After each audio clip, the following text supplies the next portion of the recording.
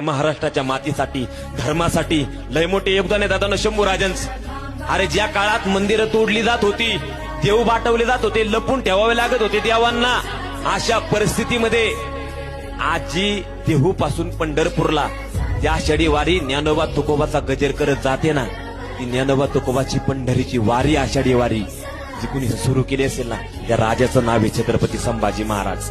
कारण तुकाराम महाराजांचा मुलगा महादेव महाराज हे शंभू राजांकडे आले।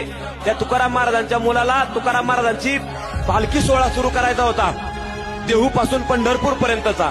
ही मुघल लोक त्रास देत होती, म्हणून सगळे शंभू राजांकडे आले महादेव बुवा। त्यावेळेस म्हणले शंभू राजे आम्ही असं करतोय, आबासाहेबांचा पालखी सोहळा सुरू करतोय, ही मुघल लोक त्रास देतात।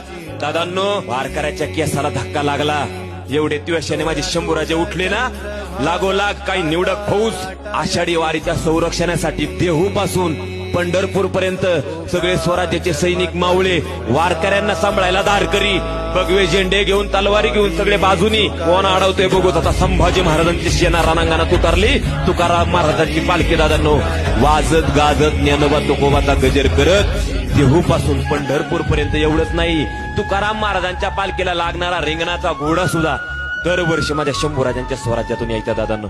अजून काय धर्म करावा त्या राजांनी।